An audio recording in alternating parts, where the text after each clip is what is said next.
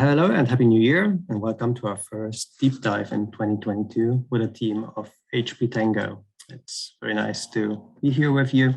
Hello to everyone on Zoom and on LinkedIn Live. For everyone on Zoom, just a few basics beforehand. If you please mute your mics and turn on your cameras, it would be very nice to see each other in the face and to see that there's real people participating. You can join the Q&A after the presentation in person. It would be wonderful, and you're very much invited to talk directly with our guests. And on LinkedIn, you can post questions in the chat, and we'll bring them into the Q&A session. So feel free to participate actively. And on Zoom, you can just use the raise your hand option or just wave into the camera so we can see you. My name is Ake Rudolf. I'm director of the UX Design Awards and head of strategy at International Design Center Berlin, IDZ, the awards organizer. The IDZ is a leading German nonprofit design institution.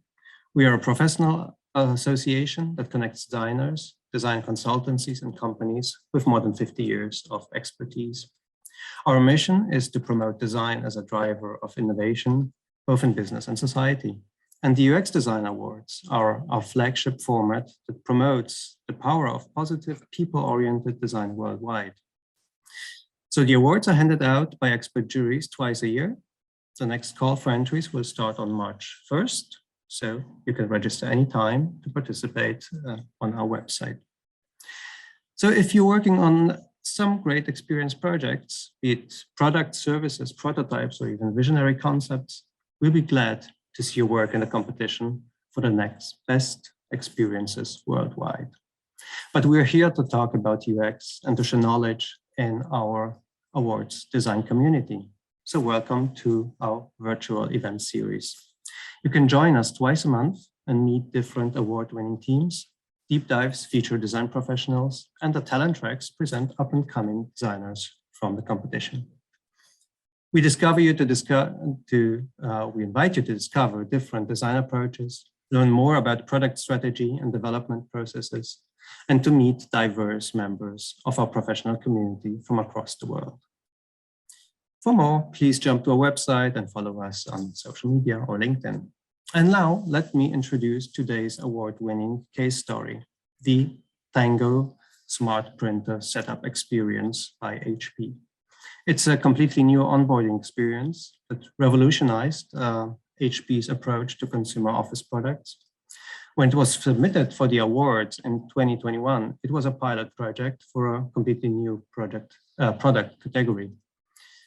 And this project combined people-centric and service design methods in order to coordinate the work of different departments across the entire corporation. And the goals were, among others, to create a smooth onboarding experience for users across physical and digital touchpoints, enable unified product development across different company functions, to convince decision makers to allow new approaches and provide them with information to make the right decisions, and to keep everyone aligned on the original product vision. So that was the roles of the team that are here with us today. And the jury handed the HP Tango Smart Printer Setup Experience a product award in 2021 with the following statement, and I quote, "This product was not convinced as a standalone, but it's a part of a whole ecosystem. It promotes the printer from a box somewhere on a desk to a beautiful piece of furniture. The focus on sustainability is visible across various touchpoints, such as packaging, materials, ink management, and more. And above all, the concise and nicely illustrated step-by-step manuals for setting up the product focuses on the user and removes pain points that others could not solve before." To make this a success, HP had set up a new strategic design operations team. This team was and is led by tonight's award-winning speaker. Sogra Nishath is here with us tonight, and unfortunately, Bob Stoss feels a bit unwell and couldn't join us right now, but Sogra is here with us and she knows the product in and out, and I'm glad to introduce her to you. Sogra Nishath is Director of Setup and Onboarding Experience at HP. She's based in San Diego. Sogra is an experienced user researcher, human factors expert, and a product manager with a background in engineering too. She's been working both in large corporations and in design consulting. Sogra has led user research on enterprise level and led design teams throughout strategy, concept, design, and development phases. So welcome, Sogra. I'm very happy to have you here with us today, and the screen is yours. Take it away from here. Thank you, Eke. Thanks for the nice introduction. I appreciate it. Hi, everyone. Welcome. Happy New Year. I'm really excited to see some familiar faces, and those that I don't know, hopefully we can connect further on LinkedIn. I'm really glad to see a very familiar face, Dex Smith here. He was the director of Tango product, right, and program. And so just wanted to say hi. We do have a presentation put together, so I'll try to get through the breadth of it. And we have tried to keep it, useful yet without sharing too much confidential information. So I'm going to try to go into a little bit of detail as much as I can, but also, we do have time constraints here. Within an hour, we can't tell the whole story, so we'll try our best. And if you have any questions, definitely connect on LinkedIn or send us a message, right? And see, let me share my screen. Please let me know if you can see this. Can you guys see my screen? Yes, great work. Works very well. All right. So yes, too bad Bob couldn't be here, and now I get to present his piece of the presentation, and so I'll try to do my best here. So I wanted to start this conversation here today, and wouldn't be fair if I didn't acknowledge the entire community that came together to deliver this experience. So I'm here to represent the program, the project, and share some of the learnings and the success and failures and how we've evolved. But I really want to emphasize that this is a result of many different teams, more than just design, right? Within design and outside of design, it took a lot of cross-functional team collaboration to come to put this together. So really thankful that I've been given the opportunity to talk on behalf of them. So I really appreciate the partnership and the deep relationships that we've built past this program into the years that have followed. So what I'm sharing today is really about 2017, 2018 journey. So much of this is when Tango was being defined, designed, developed, and delivered. And so we'll go through some of the learnings that we're sharing here are very relevant to that period in time. So what we'll cover today is a little bit of the design team, the out-of-box experience or setup and onboarding design team, how we were structured at the time. And we'll talk about Tango's vision and project experience objectives and the journey approach we took, the service design approach we took to work on the setup and onboarding experience for Tango. And we'll also spend a little bit of time deep diving into key areas of improvements and wrap up with the results for that experience and open up for Q&A. So please do feel free to chime in or any questions you may have. I'm not watching the chat, but okay, feel free to chime in and interrupt when appropriate. All right, so stepping back, setup and onboarding design team, or UBI as we call it, at the time it was really set up to try out one pilot program. So it was more of we fit within the solutions design team, and we have our home consumer, home business, enterprise, many different segments for print categories. So the team that was formed really was in the solutions design team as a horizontal to support shared experiences in home and home business segments. And the team was a very small team. When I first joined 4 years ago, I was the UBI design manager for that team that was already working with many different designers and program teams in starting to work on the discovery process for Tango. And the team was also put together to try as a pilot, how might we set a common team that's looking at the holistic approach and partnering with many different design teams and program teams, right, that were globally distributed. And it was also to kind of define the structure and working model of this team as we go. And also the experience main objective of this team was to work on a revolutionary experience where there were pieces and parts of the overall Tango program that were being refreshed, redesigned, and reimagined. So we'll go into more of the details here in the next few minutes. The team also started with this very small charter to support Tango and our home business OJ Pro line of programs. And we were very much supported and sponsored by our design directors in each of the segments, right? Dex was the program director for Tango at the time. And my boss, Steve Sandwich, who's now the VP of Design, was the solutions director. So it was really a partnership between the design directors to set us up for success to deliver this. The mission was work on the setup and onboarding experience for Tango with a strategic vision in mind to develop North Stars for future programs in those segments and those categories. So we had both a strategic, tactical objectives, but a strategic vision as well, both for the team and for the project.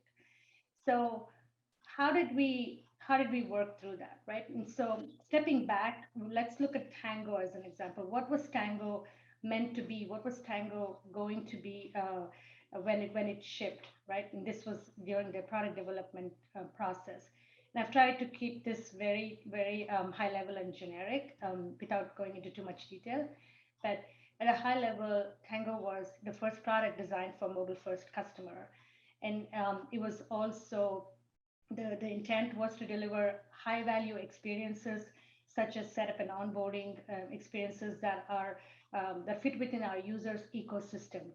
This program was supposed to be a printer that supported mobility needs of the target users, and also create awareness of our subscriptions and the solutions that we are introducing as part of HP's digital transformation journey. And so with that in mind, the design team's experience objective at a high level was to design a simple yet intuitive and IoT or smart printer-like setup experience for that warranted, the need for that smart printer, if you will, and also have that premium experience and based on that the industrial design, the new design language that was being defined for that program. And so the team, while we were focused on Tango, we were looking at the holistic journey. And at the time, there were many pieces of the experiences that were already being developed. The industrial design was underway. The setup experiences, we were looking at packaging experiences, we were looking at the digital experiences. But the team then was formed to really look at how it all comes together. How can we make sure that what we are going through in the discovery phase of the journey for the program gets executed with this holistic vision in mind. And so the approach that we took was to look at home segment and home business segment and look at efficiencies. Where might we be common and where should we be unique? So as an example, the packaging and the industrial design are unique to each program, but the software experiences are shared across the different printers. So we needed to make sure that we drive that continuity and a commonality. And so the team had had UX leads in home and home business categories. So Bob Stoss, who isn't here today, was the home business UX lead for setup and onboarding at the time, or UBI as we call it. And Jeremy Geltman was the UBI UX lead for Tango. So the two UX leads partnered very closely with the interaction designers and industrial designers and UX leads for the programs. And looked at the whole journey together in developing and delivering the specifications, working with engineering teams that were globally distributed, R&D teams that were also globally distributed. And so it was really more about the collaboration and communication that this whole experience was possible, right?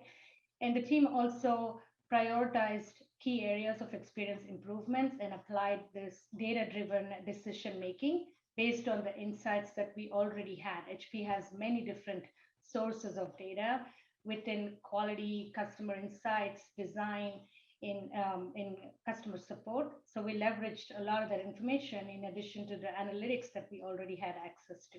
So it is the end-to-end journey needed to be pulled together from many different sources, if you will. And so the approach we took, again, this is not new to the industry, but it's a typical journey map. I've intentionally just grayed out a few things here. So bear with me. It's more about just showing you some samples of how the design team leveraged the artifacts that we already use in our day-to-day activities and started looking at the journey map approach. So this journey here is an example of how we took the micro steps of the journey of digital and physical experiences and put together what it would look like for what it looks like today, which means, again, the current programs that we were already shipping, and capturing the time and steps and the emotional responses that we were putting together for the predecessors. And what we were trying to project here is the successor's journey map, right? And so if you look at this, the bottom chart was really projecting what Tango would be like when it ships.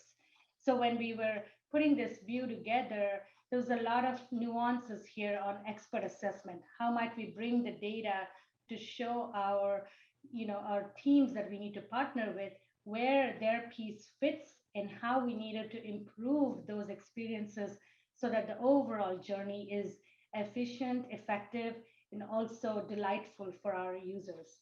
So this is an example of how we started standardizing our journey when we were developing the concepts and using this journey map approach to share this with our senior leaders if we needed to get more support there. If there are teams that were collaborating with different objectives, we were taking the journey map approach to show how the different objectives were conflicting or competing.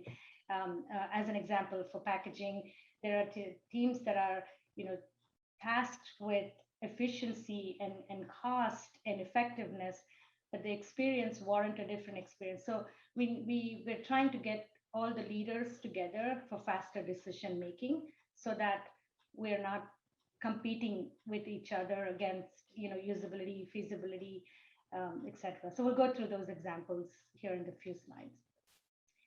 So the journey map approach, we also started adopting in our user testing.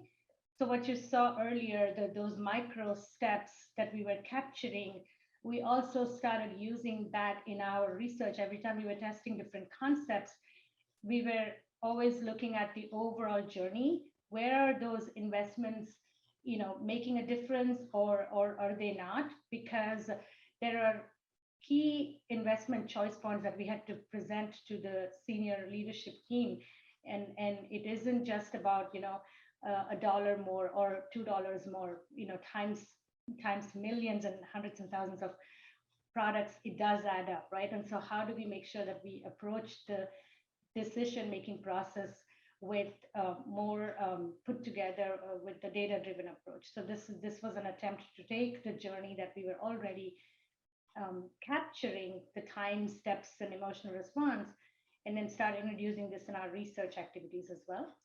And lots of lessons learned here about when to interrupt the user and get the feedback, right? It's lots of subjective experience too. So we needed to make sure we are quantifying the approach as well. So there's a qualitative aspect and a quantitative aspect to this.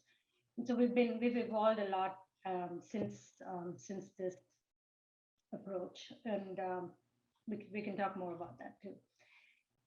that was just a high level approach at how the team was using some already established tools and fine tuning a little bit to go through the decision making process for the journey and the choice points and the investment options that we were providing to the senior leaders. So I'll go through the deep dive now and walk through key areas of improvements. One thing I did forget to mention was one of the successes of Tango was the continuous reviews that we were having on the progress the team was making with the senior leadership team.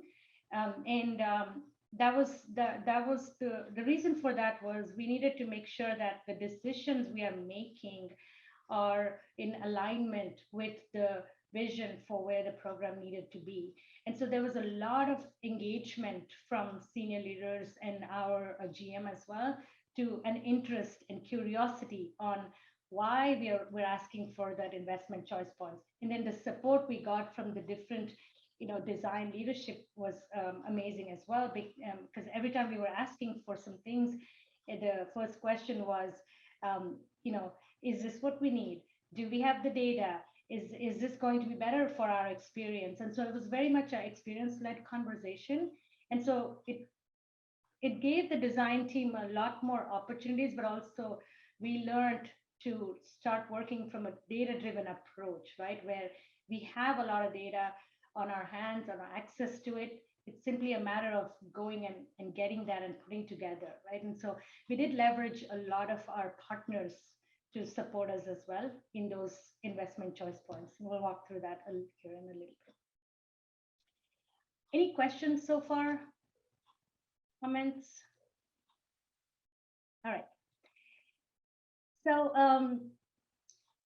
there are many areas of the journey that we can go deep into, but for today's conversation, we're going to focus on 3 areas of improvements. Packaging is one of them, and setup guide and the software setup experience. So for packaging, we'll talk about how we reimagined the entire packaging design for easy unboxing and for that ordered first reveal with a sustainability goal in mind. And the setup guide is all about driving the brand new inbox material strategy, where we needed to have a new and different experience than what we've been doing all along, and how it was warranting a new category that Tango did not have a competitor in the print category that we were looking at, right? This was more of a smart printer, IoT-like experiences. So the competitors we were looking at were not just print category, we were looking at different categories in the smart printer, smart home devices.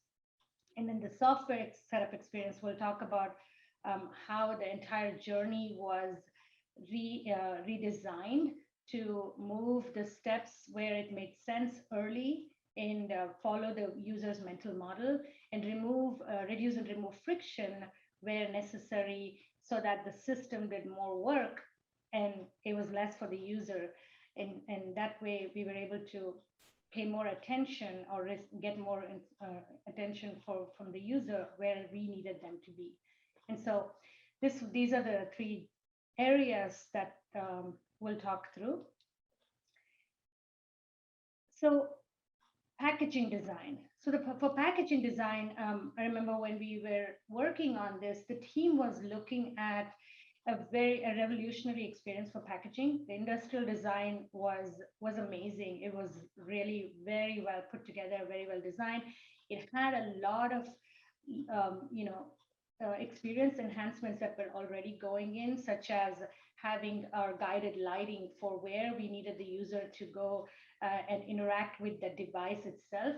So there were a lot of industrial and UX design improvements that the product itself had that we wanted to leverage. And so we needed to make sure that the packaging experience also is very much in line and feels that it feels integrated with the beautiful industrial design that was already being designed. And so for packaging experience, we had I'm showing you some of the slides here. It's just an example of what we were putting together to get the investment choices. Anytime you're asking an organization to invest more money on an item like packaging, it's a really difficult conversation because packaging is something where you unbox once and there's a perception that it's just one-time investment, and in times many units, it really does add up, right? How might we step back and really think about what we are delivering as a design team? We were looking at a packaging experience that was probably more than we needed, right, for the program, but it needed to be premium. How might we deliver a premium experience yet sustainable experience? Because sustainability does come with a cost. So we took a step back and worked on the design intents to define what this box should really accomplish from an experience perspective, and then put together experience objectives. So we're not very prescriptive to the packaging engineering team. We're more about what does it need to do? What affordances should the box have for ease of use, usability, yet have a premium experience to it? And we also put together a series of experience metrics on how might we test different concepts of packaging against these metrics. So we're not very subjective, yet we're more objective. And so this was one of the first times, even for me, where we were trying to find a good balance of experience metrics and to start getting data on towards the concepts we were proposing. And so the approach we took was to look at the key competitors in the space. And as I mentioned, the competitors were not just printers we were looking at. We needed to look at what this category of smart printers, smart devices, what is the industry doing? And so we had to also look at many competitors, yet stay within the cost of what this program or product was going to be, right, when it shipped. And so this is just an example of how the team looked at the key competitors and developed many concepts in close collaboration with the program team, the industrial designers, the program UX designers, packaging engineering team, and research team, in looking at what we were doing before and where we needed to go, and what concepts make more sense in terms of usability, feasibility, cost, palletization. There were lots of consideration that was being made. And this is one of the first programs in my career that I have done so much research on the concepts, if you will, right? And when we were testing concepts, it was always with the holistic approach in mind and what we needed to accomplish and achieve. And here's an example of how we were looking at one of the predecessors that had 21 pieces of tape, right? And nobody wants 21 pieces of tape. Nobody wants to be unboxing 21 pieces of tape. But we got to step back and understand that HP as a company, we are known for our secure products, for the robustness of what we deliver. And so the team was really looking at making sure that the product was protected during shipping and drop tests. So the objectives from the packaging engineering team or the program teams were very different than the objectives that the user needed for the unboxing experience. And so this is where we had to bridge the gap between what the program needed to do and how we needed things to be different for the experience, and coming together as one team with the common set of objectives that we tested and iterated on. We ended up choosing,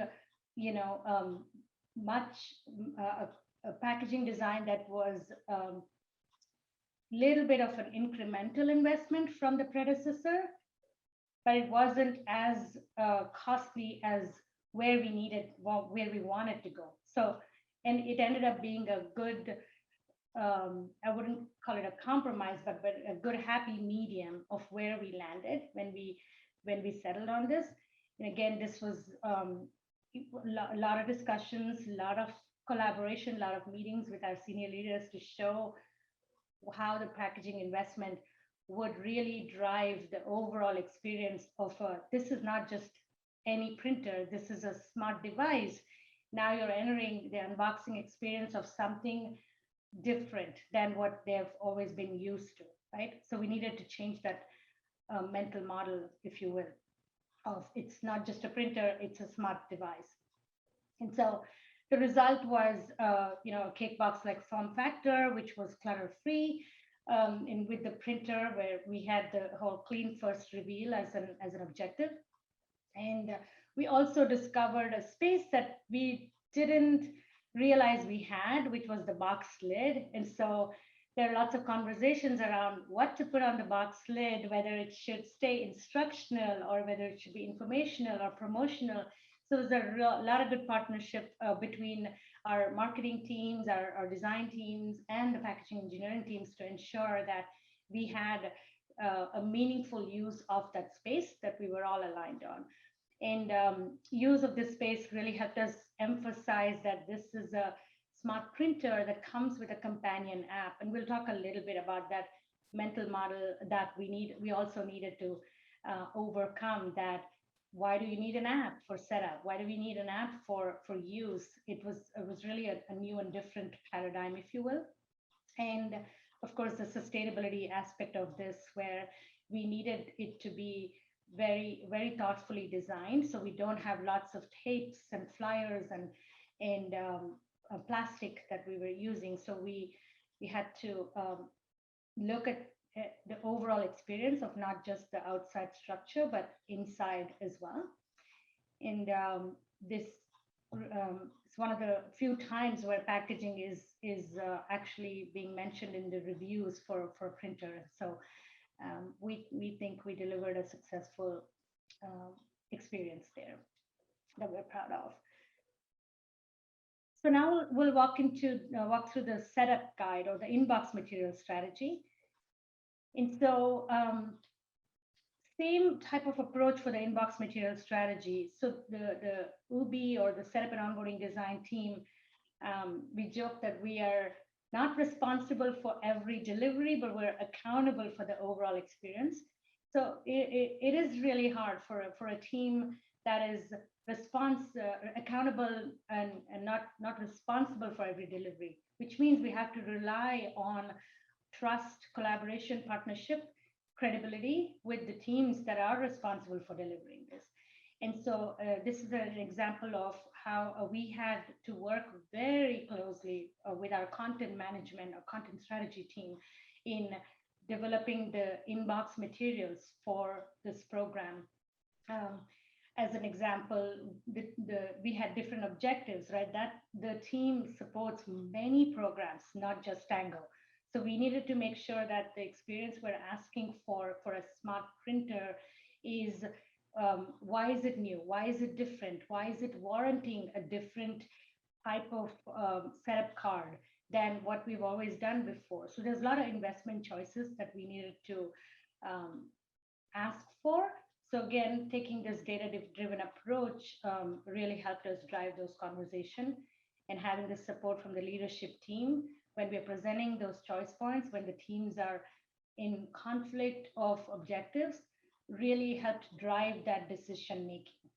And so as an example, what I'm showing here is the content management team has requirements that are coming from our team, right? Which is clear guidance and cues with minimal distractions. It needed to be inbox materials needed to be redesigned for setup of a smart printer, while supporting multiple regions and having those regulatory compliance and legal implications, right, for what we needed to put in the box in terms of flyers and in reference guides, etc. We also needed to support the mobile first strategy, which means we needed the awareness that this app assisted setup experience will really get our users to a guided experience as opposed to icons only experience, right? And so this was a very close collaboration. Here are just some concepts how we partnered with the different design teams and research teams as well in testing where and how should we share the next step that the user needed to go. So here's an example of how we thought, okay, maybe we can use the box lid. There's a space right now. Let's put the steps there. And what we quickly discovered in research was that users were looking at that space, but they were really moving the box away from the desk and starting to feel confident and go through the setup themselves.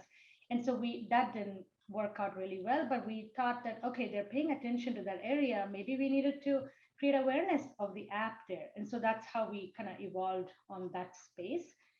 When we went through the concept testing, we tested several concepts, the predecessor experiences and the concept. We looked at a lot of competitors as well. And the approach that the predecessor experiences had was wordless setup cards with icons only. And we knew in research that that was not working. Users were looking at that steps. They knew there was a companion app, but they didn't realize it was required for going through the setup experience for the full product capability and functionality, right? Because it is a smart device and smart printers. And so this is an example of how we had to approach this with a faster decision making with our leadership team, where we said users are 3 times more likely to download the app if we just put words on that. Yes, we need to be clear and clean and concise, so we can't put a lot of 2 or 3 page setup guides, but it needed to be just enough. And so when we got the acknowledgement and the approval for a different paper type thickness, we also asked for a different sized paper. It needed to support the global regions, so we were able to deliver something that not just supported a US market, but it supported from anywhere from 3 languages to up to 14 languages for the setup guides. And got the approval for a thicker, much better looking, different setup guide than we've done before. And the result was we saw 2 times more customers downloading our app compared to our predecessors. And so that meant that we were driving traffic towards the guided or the recommended steps we needed the users to go to. And so the mobile first instructions on the box lid also helped drive that awareness. The setup card uses text to help emphasize the requirement of mobile setup, including the bolded text for required, so for driving that visual prominence. And also having the App Store badges really drove awareness that it's for multiple platforms. And that once they're set up on a mobile device for a faster, easier setup, they could set it up on other devices too. And so this was an example of how we drove the inbox materials strategy into execution. Now we'll go through some of the software experiences and the improvements that we made in what we just saw about the traffic coming into this mobile experience, right? The mobile experience comes with, we already had an award-winning HP Smart App, and there was a whole team working on this, long before we have been. Amazing experience improvements were being made in our app-assisted guided setup experience that the predecessor already had. So this team was really looking at the overall mobile experience and where should we be improving the fatigue or friction. So here's an example of connectivity, which was one of the top, call generators, top support calls. Connectivity has always been a concern for many smart home devices. There were lots of investment choices we needed to make in the hardware that really drove the software experiences to be improved. And so simplifying the connection and really saved time and steps in the user's journey so that they were far more successful with the investment choices for Bluetooth LE and MFI chips in our printers. And so the hardware investments were really helping pay off. It's hard to see that, but you could see it in the journey when we were testing on how those simplified connectivity experiences were really moments of celebration. There were those hero moments in the journey. And so this is an example of how we shared that the success rates with the investment choices really increased and cut the steps in half, cut the time in half. And so this was more time that the users could spend in the journey where we really needed them to be. And so the system improvements that were made here really paid off from an experience standpoint. And so the journey after the network setup was really then to start having the hardware setup, right? Guiding them through the hardware setup. So the predecessor experiences have had the hardware steps in print, and we were moving to the software assisted guided setup experiences in the digital way, because it's a richer medium. You can use animations, you can really go through a localized setup experience for the users, where instead of printing 18 languages for every single step in print, the digital medium was far more a better medium to help guide that experience, and also do error handling very well between the printer, the app, and the cloud. And so this is what we call the app assisted setup experience. The previous experience, which is this, had a video and a series of steps.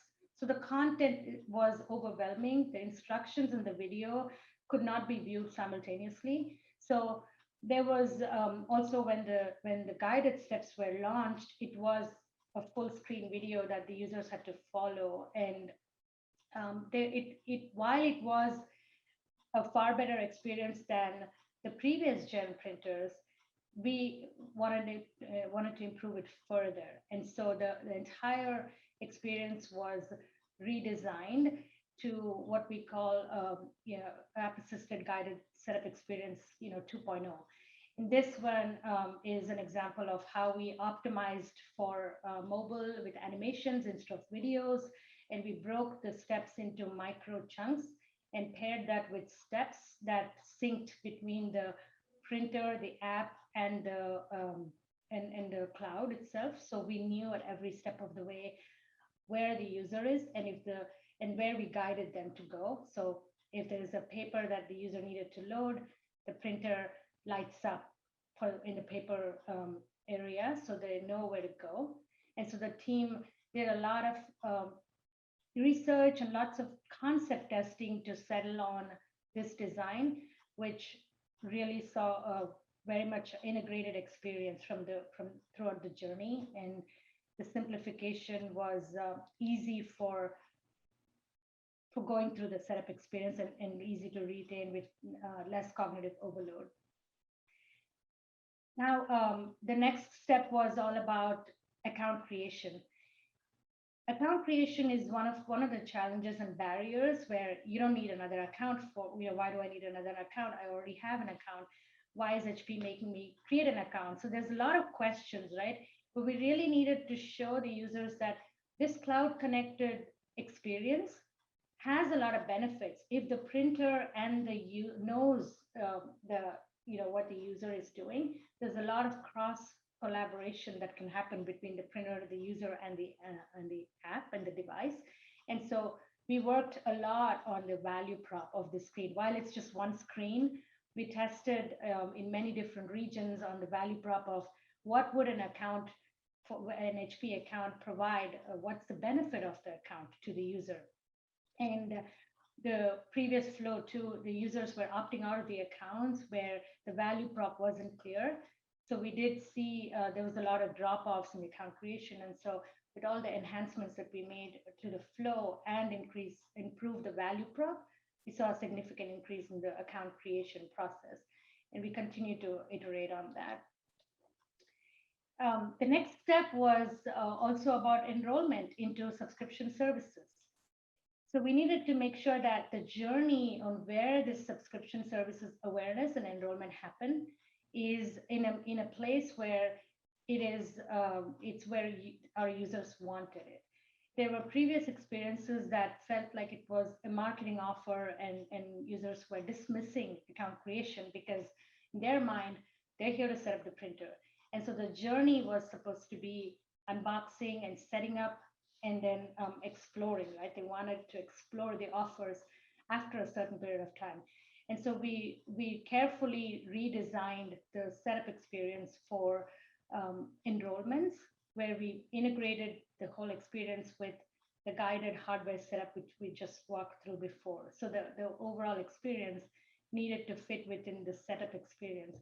And so we relocated the Instant Ink enrollment to an earlier portion of the setup flow. So users would be, pay more attention to the enrollment, but also put it at a step where it's more relevant and in context. So after the ink setup is when we talk to them about the service offering we had, and the whole seamless integration of the visual design and interaction design was also across this. And as I'm talking through this, one thing to mention is that there are different design teams that deliver these pieces of experiences. And so for our team, we needed to make sure we communicated that the whole patterns and the digital assets that we needed to consolidate and create that one end-to-end experience. And so the result was, seamless integrated end-to-end experiences, but each piece of the journey was, working with many different teams, if you will. So those are the deep dive areas, and the results was really, just to reiterate, the experience was about the product and about the whole process. And so put together, Tango already was an award-winning experience, and for the industrial design and how it fits within the user's ecosystem and the natural environment. And we also saw a lot of reviews and ratings that from our different sources on the web and different retailers, that setup experience was one of the top contributors to positive reviews and ratings.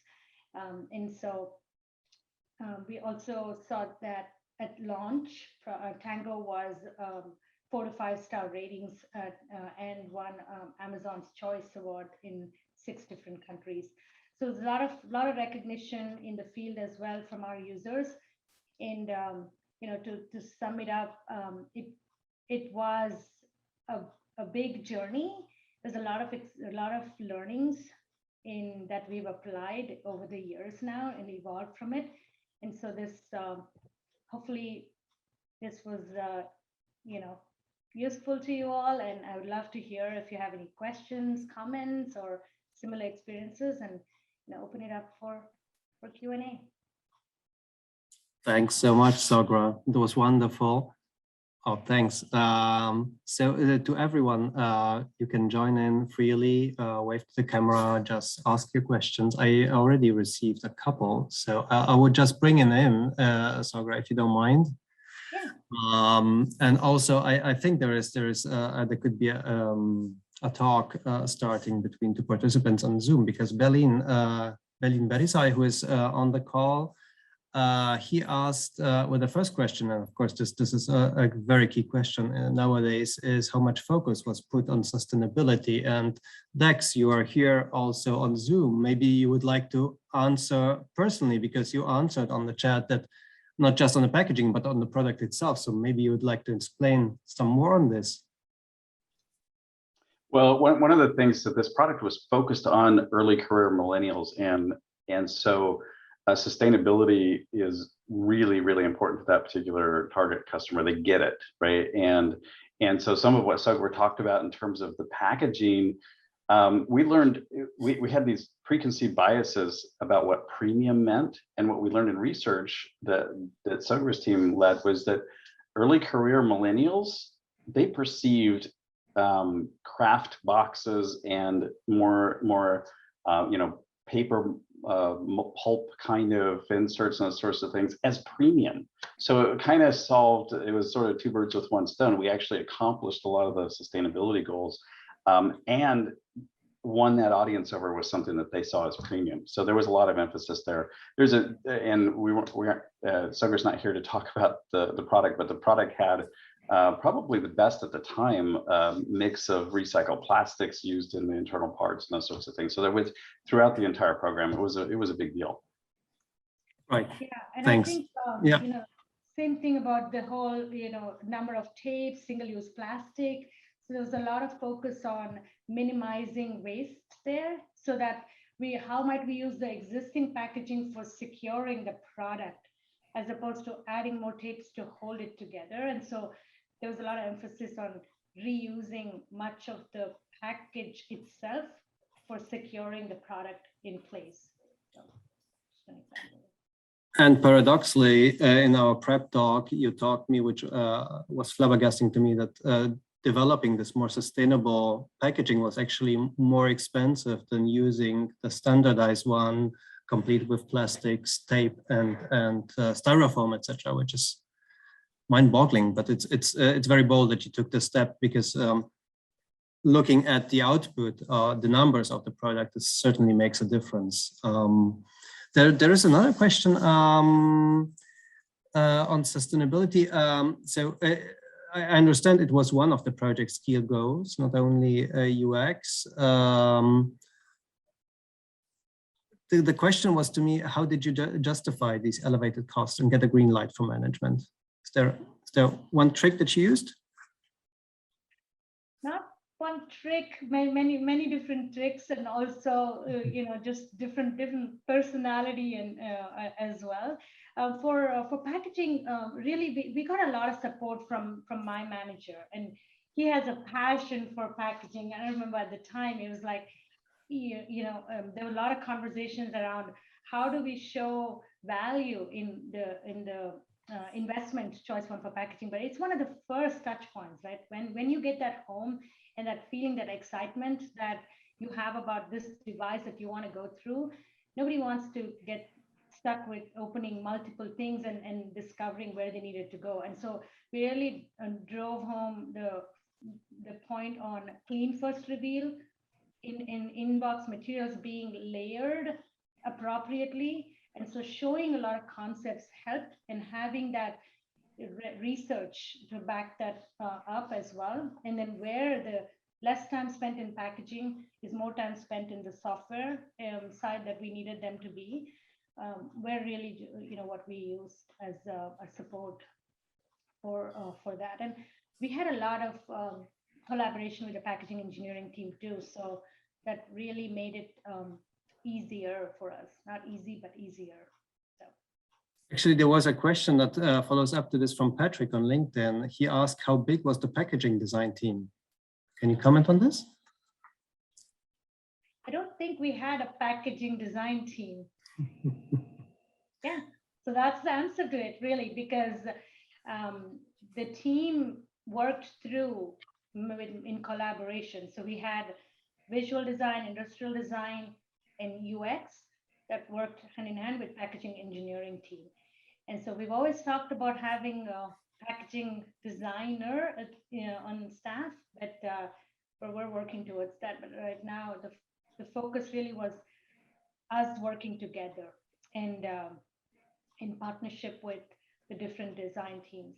So collectively, we came together as a team working on it. So it was a new muscle, new area for us too, because it's something that, yeah, we hadn't really dedicated the team towards. But. Right. This also answers, I think, Joe Montoya's question in the chat about which kind of roles and design roles were there on the team. So there were product, industrial designers, UX designers, obviously, engineers. But it's still fascinating to see that the product, which is like the first thing that you see, and like the door that you open when you unfold the product, was somehow born out of a teamwork, and not something that was in the plan as something key. So this is basically maybe one of the winning points that you took out of the project. Let me jump a little bit into the UX field. Do I get it right? What was the key UX focus of the project? Was it the user guidance for the app, or was it the guidelines with visual feedback, or is there maybe different key UX fields that you focused on? The UX areas really was to improve our connectivity and give that better guidance in the digital or the hardware setup experience, and get everything, feels that it came from one company, right? It came from one consistent experience, and so it was really to drive that across. And the team, I think, organically took on the roles of um, the going across boundaries, right? Because when we were working on this, the team was looking at small pieces where they were responsible in the software, but the responsibility needed to, or sorry, the accountability needed to be clear that it's the overall journey. I remember talking even to my team when I joined that it's not about the software experience. It's really about the whole thing, what the user hears or understands when they're learning and evaluating the product, right? That journey is pre-purchase. So going through the pre-purchase, post-purchase setup and onboarding experience is really important for the team to even know that that's where we needed to be, and stepping back and looking at the breadth of the experience as opposed to a small point in the journey, because the teams were already established in delivering each piece, but this team really needed to step back and look at it across, right? Right. Actually, John Montoya, you're now on LinkedIn. He asked whether you use these validation steps, as that we know in user testing, UX testing, also for the product and the packaging, especially itself too. We did, and so what we call end-to-end baseline studies. So we've started establishing this holistic end-to-end experience. So during the concept testing, we simulated the packaging experience, in a lab, and also the put together digital prototypes that were just, simply click-throughs, if you will, and the setup cards where, again, concepts that we had developed. So the whole overall experience was really walking the user through the scenario where they just purchased this experience, and it shipped to their home or an environment they're in, and let's go through the overall experience. And so going through that journey and capturing their feedback on key moments, on how they're feeling at each step of the way, and whether, are they confident, are they excited, how's it delighting them, right? It's not about that particular piece, but how is the success overall? Do you have an estimate? How often did you iterate the different steps? And are there other differences between the numbers you had to iterate, maybe packaging or digital? Any findings on that? So for the packaging concepts, we went through at least 5 different concepts of developing 5 different concepts and testing. And for the digital experiences, we did multiple rounds of testing, and also, again, it was an agile methodology we were introducing to the team too for the digital experiences. So we were trying to work on multiple iterations for the pieces. So it was not the overall experience. The overall experience was being tested frequently, but there were pieces in the journey that we needed to develop concepts for, such as the value prop for the account creation. That's an example of how we did a wider, survey, if you will, to understand why users create accounts, not just for printers, but just in general, right? What are the motivators there for creating accounts? What are the benefits that they would like to see from an account? And so testing different value prop and the layouts, if you will, and the interactions, we leveraged a lot of the existing tools, if you will, and some of our partners outside of HP, the research partners that we engage with, some of them are here as well. So we tapped into a lot of resources within and outside HP. Right. Is there any, can you explain a little bit about how you're planning to continue actually measuring the success of the customer experience, and how you're planning to implement these learnings and these metrics? Yeah, and so after Tango, we also worked on OJ Pro, like I was saying. So the continuous journey, how we're evolving is we're trying to put together an established like a process for the digital experiences and a process for the physical experiences, and working on the overall you know program life cycle, if you will, in where we need to make sure when we need to be involved with the programs. So the earlier the better, so we're able to influence the bill of materials as an example that gets locked in for each programs. So we're trying to make sure we partner with the program UX teams in establishing a process around testing, you know, the strategic intent early, taking the strategy in mind, what unique changes need to happen to the program, if you will, and then go through exploring concepts and prototype testing. And then we're trying to establish an end-to-end baseline validation, if you will, before launch. So which means we need to make sure that every single organization that's delivering those pieces deliver to us the concepts that are final, that are going to be launched.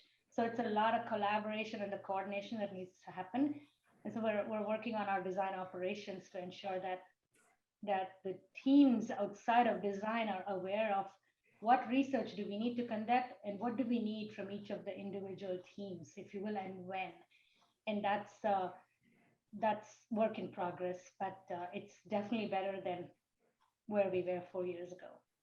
So now you're basically, if I understand it right, at the moment to create a structure where from this pilot project, you start to look at the organization and different partners holistically as a system and try to coordinate them, but also gain insights and measurements on the results, right? Exactly. So to ensure that we're launching, we have a good knowledge of what we're about to launch, and then track the progress of the product when it is in field, so that our insights are matching up with what we're hearing as well. So it's definitely a lot of work and continued work that's needed. So we're not there yet. Well, it is quite a task in a large organization that works globally. I'm sure about this. Oh, Hamed, who's also here on Zoom, he asks about which digital tools did you use for journey mapping, and did you consider customer experience of material services in parallel, of consuming materials and services in parallel? So first about the digital tools that you used for journey mapping. So I'll talk about the digital tools, but I could use some clarification on the later part of the question. So yeah, funny you should ask. We started looking at many different journey mapping tools that exist out there, right? The online tools that we could leverage that we've already used before. We actually just went back to the basics on this one. Went plain and simple to an Excel spreadsheet. We said, our journey doesn't exist. We have to create those micro steps ourselves. We needed to put together a system where our experts, not just in design, can really look at the journey and evaluate what we're putting out there. What is a step? What's exactly a step? How much time? Where are we starting this and stopping the time? So we needed to get on the same page as far as the criteria, if you will, for the expert assessment. And so we just built an Excel spreadsheet where we also aligned on the Likert scale that we were going to use. It needed to be simple, that it's just quick for anyone who's not a designer or not an experienced designer to understand what it is, right? And so when we pulled together some of the engineers and some of the designers together and gave them a product, we wanted it to be easy that anyone could use it. And so we used Excel as an example and then aggregated the different expert assessment and said, okay, this is what this concept, emotional response is. And soon we realized that when we presented the journey maps, the Excels were too detailed for our executives. So we started going into more of a high level expert assessment where we didn't need to put in all of the details should be internal. And we were finding that we were hitting up our visual designers a lot for the journey maps, and the time and steps were needed to be calculated just right. And so there were a lot of, it was very inefficient at the time. So we decided to just create a PowerPoint template with the different icons of the journey, because those don't change very often. So can we just create these journey map templates that our designers can use it themselves? So you don't need to have, you know, a visual design lead. It's very, very basic office tools in the end. Exactly. So we needed. And this is also because you needed to communicate with different functions and use tools they are familiar with, right? Exactly. So we just so we leveraged and we got more efficient, where we didn't want to spend too much time creating journey maps every single time, but it was easy for someone without a deeper background to just create a journey map themselves. So yeah, right. Basic tools. Right. Berlin, you're here on the call. Would you mind just joining in and asking your question directly? Because I think that is a very interesting question that you put down in the chat. Yes, hi, Sogra. Can you guys hear me? Yes. Hi. Hi, thank you for the informative presentation. My question is, in today's world, a lot of people have shorter attention spans due to this digital era. So during your research, what was your target audience and demographic, and how did you solve that through the setup process? I see you used a lot of illustrations indicating the step-by-step guides. Was that the most effective approach, or were there other alternatives to that as well? Yeah, and so the target demographics for that was folks who were in the market for a smart home device or a connected device where they could print to the printer from anywhere and have multiple users accessing the printer. So it was, while it was focused for that target, the research we did was for wide age group, right? And so the attention span challenge was real, and so that's why we had to be clear on, we can't put too much information all at once, and we needed to make sure that it's just enough information when they need it. And so the setup card as an example, right? The predecessor experiences had all the hardware steps listed in print, and then it was, oh, you can go get the software now. So we needed to change that mental model. And so iterating on multiple versions of where we said it's as simple as plug in, get the app, follow instructions in the app, it'll guide you. And you can use the app to set up and use was important. So curating that message was important, because yeah, you're right. The attention span is not just about attention span because they're distracted. It's about being overconfident that I can do this. I can just pull my plug from the other printer and put my USB cable in and plug this printer on and start installing cartridges, and it'll be ready. And so that wasn't the case. So we needed to make sure it's a cloud connected device and it's a different experience. And in the software, same thing. We had to test different breakpoints in the animations on where those micro animations make sense and in what steps, and work carefully with the engineering teams too on what step can they then send to the cloud, and when do they know the printer is communicating back to them. So it was really much larger endeavor with the breaking down of the animations with multiple design and engineering teams. Great, thank you. I'm wondering, do you think these insights and the learnings and what you develop in terms of new onboarding design can be translated into the business or professional area just as well, or is there any difference you would work on? So it is, some of it is, and so that's where, as an example, the guided setup experience for installing ink and paper, it's different for different classes of programs, right? For lasers, as an example, you have the toner installed, and it may just be a matter of removing some of the packaging from the toner. And so the steps are different, but the overall, journey, if you will, is quite different for enterprise customers or SMB customers as opposed to the home consumers. So for consumers, it was really about the guided setup experience, but for in enterprise, the IT pros, want a different experience where the printer is connected first, and then they have to add users. So we could reuse some of the steps, but it's that's what we are evolving over time. So this is something that you're working towards to maybe to bring in the insights into the professional field as well. Exactly. Yep. Great, wonderful.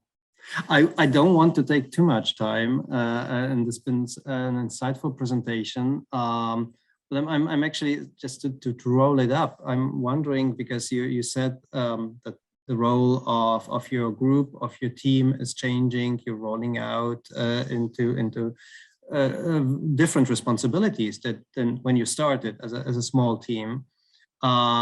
In general, could you share a few insights about how you feel the role of design operations or design management in large corporations is changing nowadays and will change in the near future? Yeah, it has evolved quite a bit, and so we're also, putting a lot of emphasis on our program management and design ops. How might we partner across multiple design teams and communicate? If it's a program, what are the different teams that need to come together first? And from the design leaders themselves too, right? How do we drive awareness that there are programs that are coming in the pipeline that needs our support, so we're able to, do a scope, schedule, capacity exercise much earlier in the process, as opposed to later on where we have to, be engaged at a different time. Because for setup and onboarding team, we're a horizontal team, so we don't need to be in every single program conversation, but we do need to be aware of what's coming so that we're able to check on our strategy and see what we have been working on. Does that apply to this program, or is there a unique experience that we need to go invest more time, resources in, right? And so we're trying to change our processes too, to be more shifting towards the left and understanding what the next few years of roadmap looks like, and what strategies might we implement, and how do we partner with the holistic program UX leads so that we are an extension of that team, as opposed to being separate teams now that our engineering or marketing teams need to communicate. So we're also trying to put a little bit more clarity around who's the accountable and who's the responsible for a program. So this sounds like a much more management, operational, coordinative role, strategic role, very much so. So just to wrap this up, which kind of new abilities will designers need? What do you think? If you are going to looking to hire designers, what would you expect? Yeah, I think one of the things we've learned from this experience is that the foundational experience isn't just enough. Having the ability to look across and look at the data sources that are accessible to us is important, and building the credibility with a data-driven approach is going to be critical as we're asking for investment choices. So even me as a designer, I remember I'm very much qualitative. I'm very much into what users need and why they need it. And, putting on the business hat was also really something new, and I'm still learning. And understanding why are each teams, what are they measured for, what are they accountable for, and how can we influence them to partner so that we are taking a data-driven approach is important. So for designers, it's not just enough to understand the why. We do need to understand the what, and the what is already out there. But being able to influence, right? Because there's also the agility aspect of it. We can't take too long.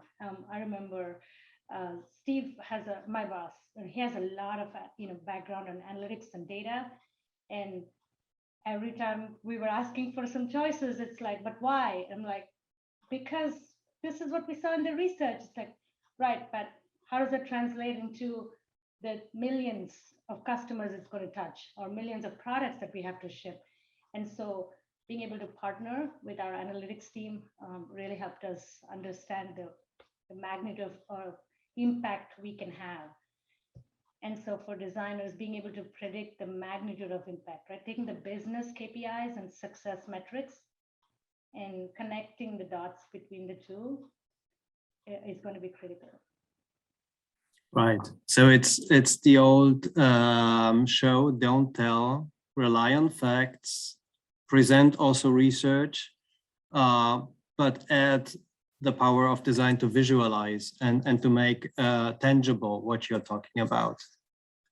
Yes, exactly. And I think that this is one of the first projects where, there was so much executive oversight, and it's an interest. And so, everyone is very curious. So the curiosity is good. So just being very transparent, being able to cater to those reviews. We've started getting very smarter, right? We're efficient. We're reusing a lot of our slides and slide decks and templates so that we're able to just have the progression of the reviews that we're having for each checkpoint of the program. So yeah, so absolutely being transparent and being more open in inviting others into what you're working on is going to be very critical.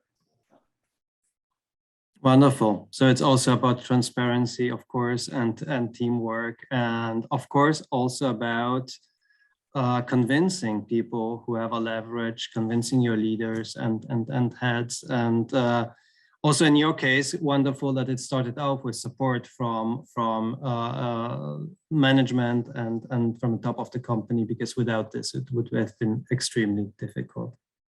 Sogra, thank you so much. Oh, sorry. Yeah. No, I said I fully agree with that, right? It's really about the empowerment and risk-taking that helped all of us stay true to the vision. So yeah. Thank you very much for these insights, for a wonderful presentation, and above all, also for standing in for your partner, Bob, who wasn't able to meet us today. So you had to fill in 2 shoes. You did wonderful, and thank you very, very much. I hope you enjoyed it too.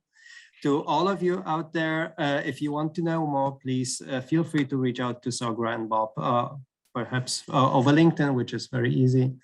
And thank you again very much for your time and insights, and all the best for future and exciting new products to you and your team. We'll be looking forward to see more from that. Corner. Yeah, thanks, everyone. Thank you so much. Have a nice day, nice evening. So thanks to everyone for joining us today. We'd love to welcome you on one of our next upcoming events, perhaps on January 26th, when we'll present the new talent design team of Aliado. It's a cooperative medical AI platform, a system that supports physicians working in cancer therapy, so a completely different field. Check out our awards website to see these events, the upcoming ones, also the recording of this one, and to register, and hope to see you soon. Have a wonderful day, morning or evening, wherever you are across the world, and have a safe and successful start into the next year. Thank you very much, Sogra, again, and stay safe. Bye-bye. See you soon. Bye. Take care.